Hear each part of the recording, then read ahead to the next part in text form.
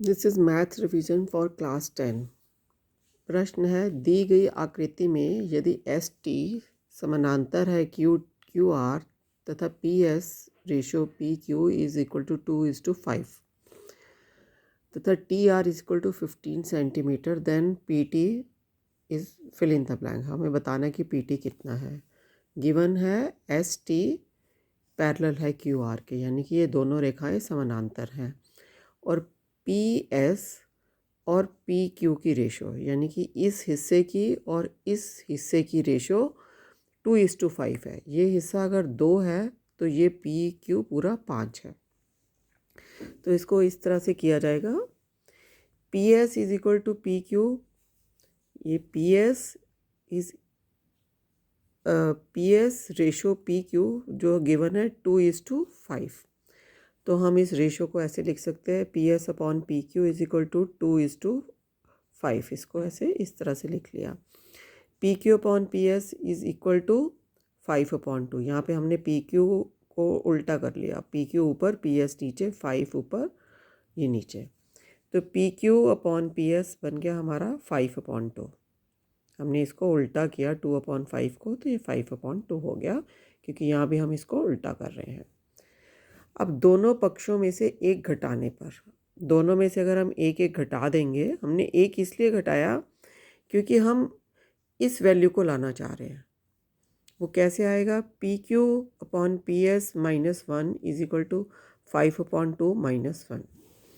अगर हम इनका एलसीएम निकालें, इस वाले का एलसीएम निकालें, तो पी एस का एलसीएम पी एस, तो यहाँ पे इसको इससे डिवाइड करेंगे तो 1 आया, 1 को ऊपर इस वाले से मल्टीप्लाई करेंगे तो 1 इंटू पी क्यू आया। अब ये -1, तो इसका मतलब है नीचे 1 है, इसको एलसीएम से डिवाइड करेंगे 1 को तो 1 आया, 1 को हमने इससे मल्टीप्लाई किया 1 से तो पी एस आया। P Q minus P S upon P S is equal to 5/2 -1।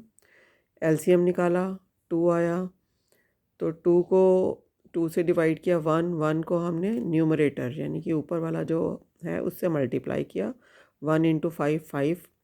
अब ये 1 का मतलब है 1/1। 1 को 2 से डिवाइड किया 2 को हमने 1 से मल्टीप्लाई किया ऊपर वाले से, तो 2 इंटू 1 2 आया, तो 5 - 2 3/2।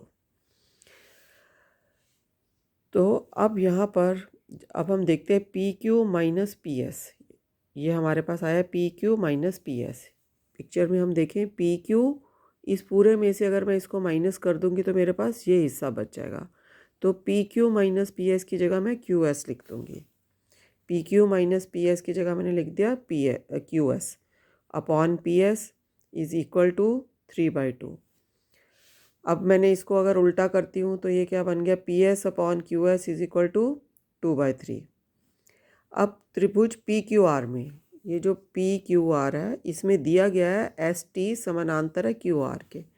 ये दिया हुआ ना एस टी समानांतर क्यू आर के, ये समानांतर का साइन होता है। जब रेखाएं समानांतर होती हैं तो अगर ये हिस्सा, इधर वाला हिस्सा इस वाले हिस्से के बराबर होगा और ये वाला हिस्सा इसके बराबर होगा, तो त्रिभुज पी क्यू आर में एस टी समानांतर क्यू आर, तो अधाराकृत समानुपातिकता प्रमेय द्वारा, समानुपातिकता प्रमेय यानी कि जो प्रूवन थिंग्स है उसके हिसाब से P S upon Q S is equal to P T upon T R.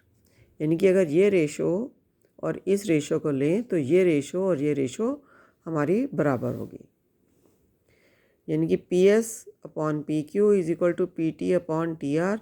P S upon Q S हमारा अभी आया है 2/3, तो ये मैंने 2/3 लिखा is equal to P T upon T R की जगह मैंने लिख दिया 15, क्योंकि 15 हमारे पास गिवन है, टी आर की वैल्यू 15 गिवन है, ये वैल्यू दी हुई है और ये निकालनी थी, तो मैंने पी टी अपॉन 15 लिख दिया।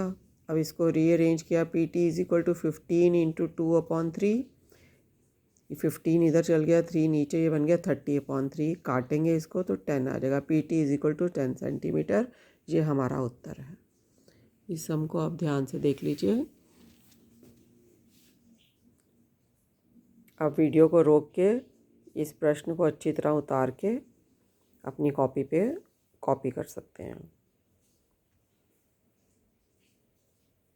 ये था आज का रिवीजन। इसमें ये हमें ध्यान रखना है कि ये हमारी समानुपातिकता प्रमेय है।